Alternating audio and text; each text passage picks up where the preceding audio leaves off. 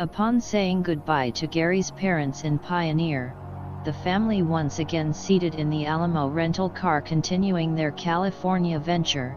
A northern proclivity was enhanced, the engaged vessel accelerating and arriving at the alacrity speed limit posted on Interstate 5. The northern Central Valley with no reciprocation, its delineation remaining as Gary remembered it, an expanse of agricultural and husbandry endeavors, frequented with small farming communities. Once departing Red Bluff, the scenic atmosphere began anew. To the east, the towering snow-capped peak of Mount Lassen would remain in view for temporal visit until reaching Redding. The valley was now belated, the interstate beginning its slow upwards traverse from Redding, reaching out 10 miles to embrace Lake Shasta, the third largest lake in California.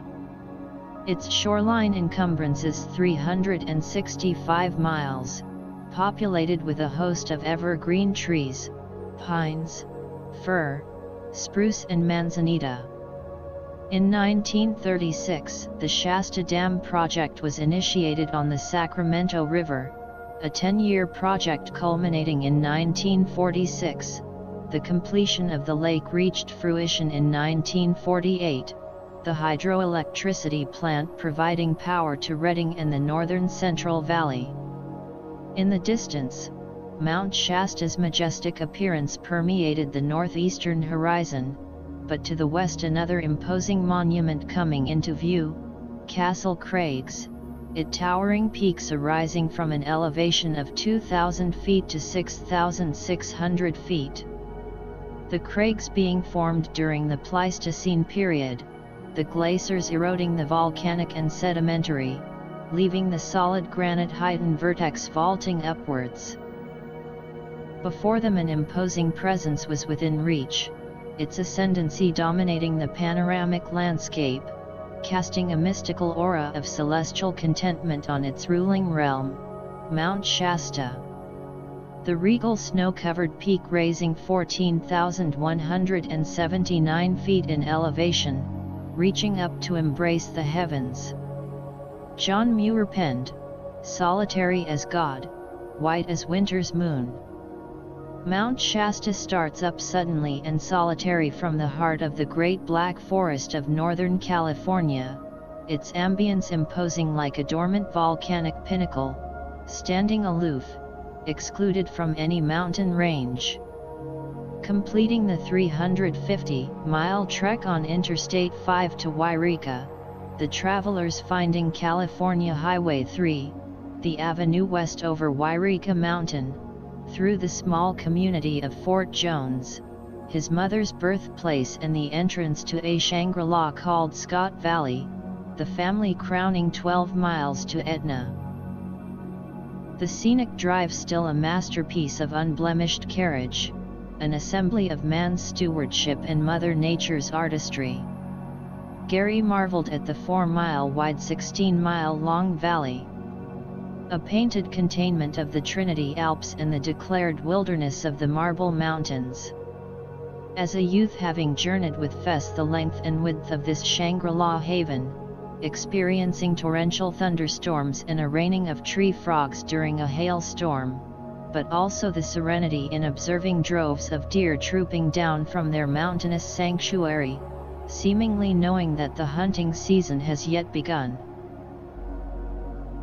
The rural setting fading, a residential notification making an appearance, Gary questioning his memory after a 35-year absence. It was 1953 again, the same road, the same houses and the same entrance into town. Etna's population of 500 had remained without change. Gary piloting the car down Diggles Street, a primary approach to the community's lone business street aptly named Main Street. The remembrance prevailing, the driver pointing out the previous residency of his Aunt Bernice and his cousin Geraldine Jerry Facey where he had spent summers.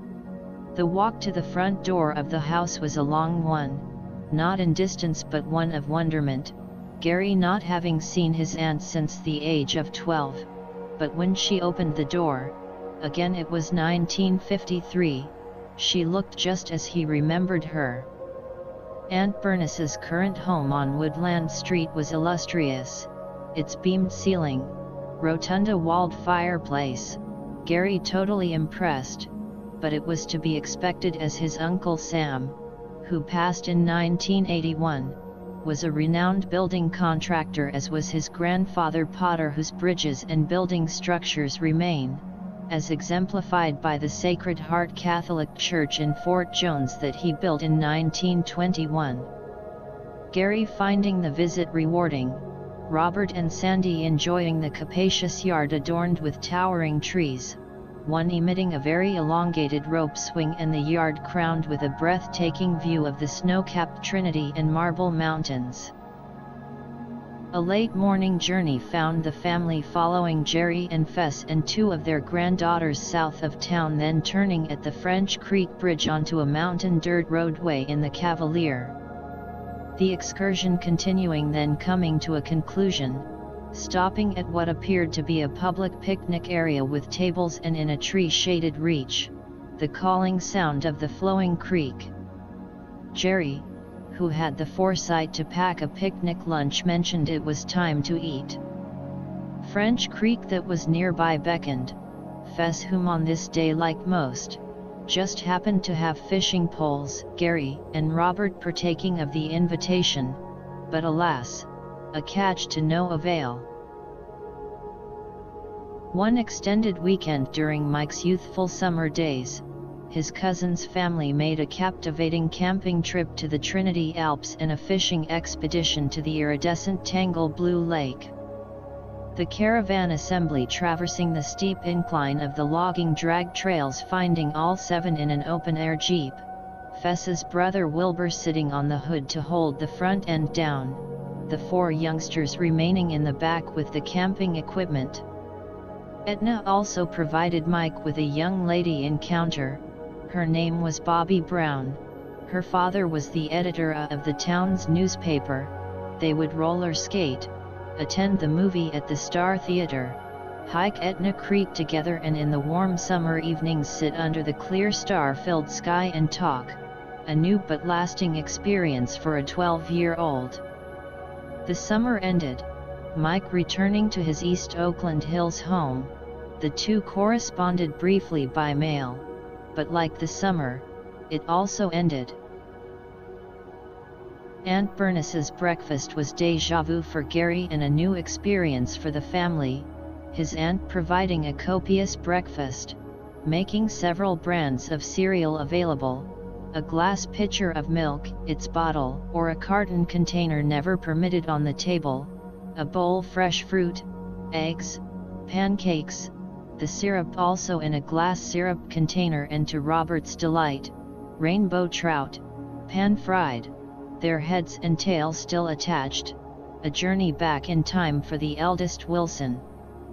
Gary finding the June mornings crisp at Etna's 3,000-foot level. Fess, after retiring from his county road crew employment, subscribed to an occupation that he had maintained as a sideline, an animal processor, harvesting and processing customers' personal or vending products. His previous home on Diggles Street sitting on over an acre, with a small barn, pigsty, and a Holstein cow providing milk for several customers. A morning found Robert as an observer. Fess, backing his pickup to the shop door, the arm of the hoist protruding, its cable lowered, lifting a hog up out of the bed by its hind legs, then lowering to a metal platform on rollers. Robert remained watching. Fess, with knife in hand, began the butchering process. A decision to leave was hesitant, but would be forthcoming, Gary understood, having watched Fess harvest a live steer from start to finish when he was Robert's age. The allotted time for continuing their journey having finally arrived. Saying goodbye was difficult, not so much to his aunt and cousins but to the aura of the past that resided there. Deep inside, Gary sheltered a secret desire, Like Robert Conway in James Hilton's Lost Horizon, it was to someday return to Shangri-La.